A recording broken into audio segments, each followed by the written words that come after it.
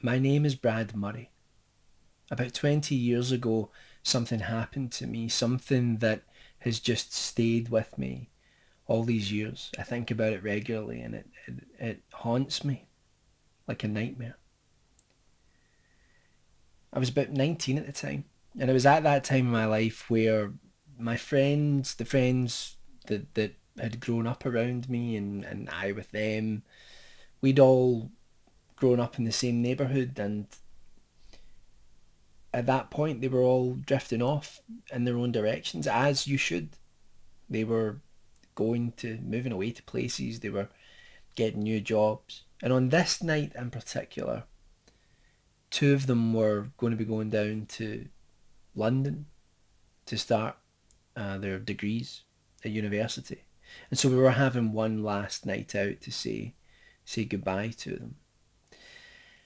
It should have been a night of celebration, but because everyone else was moving on, I felt stuck. I felt as though I was the only one, sometimes as if I was the only one in the world who was standing still and everyone else was achieving things. And I just didn't know where to go, what to do. I didn't know what to do with myself.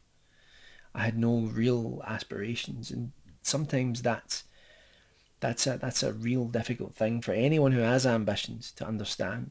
But I didn't know what I wanted to do, and I didn't know what I wanted out of life. But my friends all seemed to know what they wanted. And on this night out, we were in a nightclub, smiling faces, people dancing and drinking and having a good time. And I just felt, I'm ashamed to say, but bitter. Bitter about myself. Not towards my friends, but towards myself.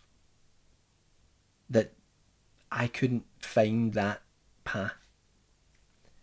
And so as I drank and drank, I ended up having this dark mood, and without saying to anyone in the nightclub, I left.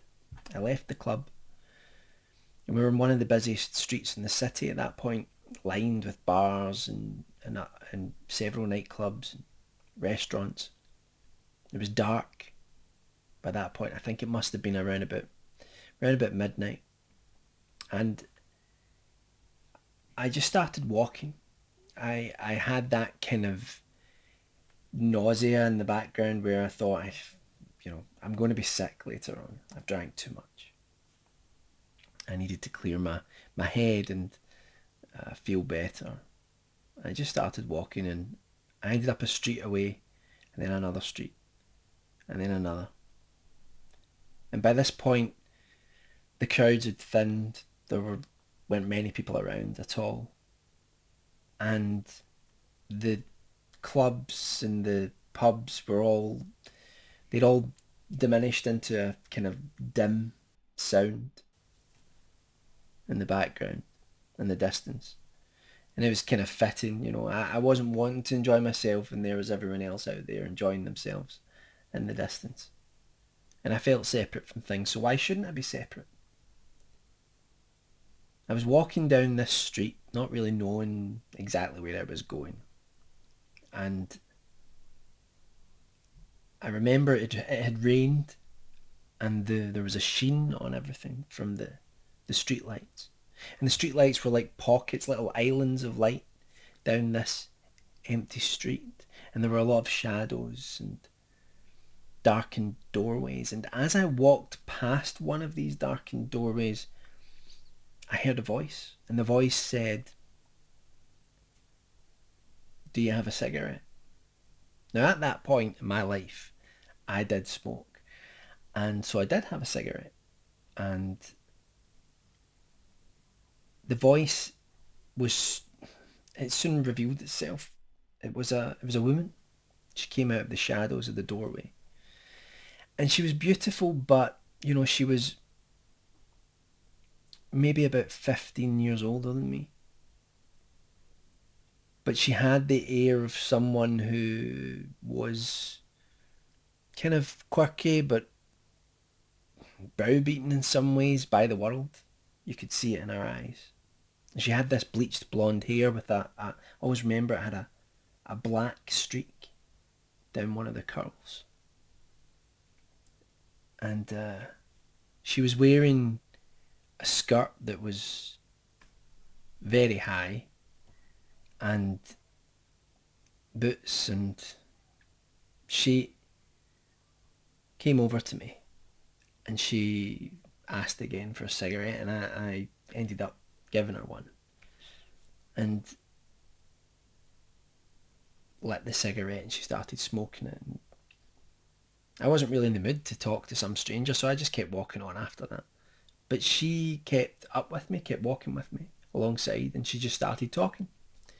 And sometimes I think if some people think if they just keep talking to someone who's wanting to just have a little introspective moment to themselves, eventually they'll come out of their shell, and maybe she thought that.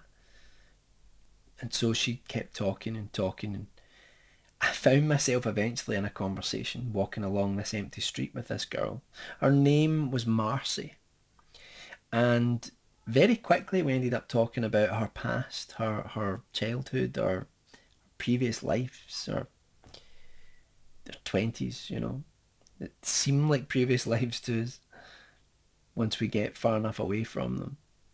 And she talked about how she'd been a foster kid and she'd lived in foster homes through her teens, and various bad decisions and bad luck had accompanied her along the way, and her life hadn't been great up until this point.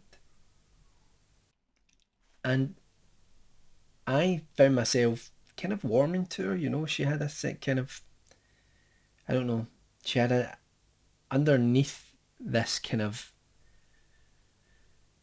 almost kind of unhinged part of her, there was this kind of sadness and a kindness intermingled underneath. And she, when she smiled, I could see it, and I could see it in her eyes. And she was talking and talking and talking, and eventually she stopped, and I found myself stopping where she stood, and I realised then that there was a man standing across the street from us, and he was looking at us, and he was this sort of scrawny, tall guy, and he was looking across at us impatiently and almost angrily, and I was a young, you know, a young guy at the time, and I was also quite shy, and this guy was felt threatening, but he ended up walking across the road to me and Marcy, and just came out with it. Is it a yes or a no? That's what he said. And Marcy started saying, no, give me a minute, give me a minute. And that's when I realised. I realised that Marcy was a prostitute. And this guy was, I don't know what the word for it is, but her pimp. And the way he talked to her, like he owned her, you know. And he just kept saying, like, well, is something happening or is it not? And by that point, I was just like, look, I don't really want anything to do with this. You know, I'm not into this sort of thing. And the man kept saying, well, we've got another customer over here. And he kept pointing across the road. And Marcy looked over, and I looked over, and I saw underneath this street light there was an old red Ford Escort, which was a type of car back then. And there was a man sitting in the front seat. I couldn't totally see his face, but every time he had a puff of a cigarette from the driver's seat, his eyes lit up. I always remember that. I always remember his eyes. Two pinpoints of light. And so the pimp eventually said to me, look, it's either going to be you or it's going to be him. Which one's it going to be? And I was like, it's not going to be me. It's not going to be me. And Marcy sighed, and she looked at me and she said, that's a shame. I was hoping it was going to be you. And she smiled again. She walked off. And I watched her as she walked over to this car, and she talked to the guy, the driver. And after a few moments, she got in the car The engine started up and they drove off. I'm assuming to some spot where the business was normally carried out. The pimp walked away, and I, at this time, just decided I'd had enough for the evening and I was going home. So I went home and I walked to my flat, which was a couple of miles away. And by then, I was feeling a bit sober. Went to sleep. In the morning, I got up, and I used to always put the radio on. Whenever I got up, it just kind of helped me get rid of the fog in the morning, especially after I'd been drinking. I was getting myself a drink of water at the sink, and I could hear the radio, and they were talking about something. It was a news bulletin, and it was like I wasn't totally taking it in, but I'll never forget the fact that I realised that someone had been killed, and I'll always remember the last line of that news bulletin, which was, the police are looking to speak to a man who was driving a red Ford Escort. Poor Marcy.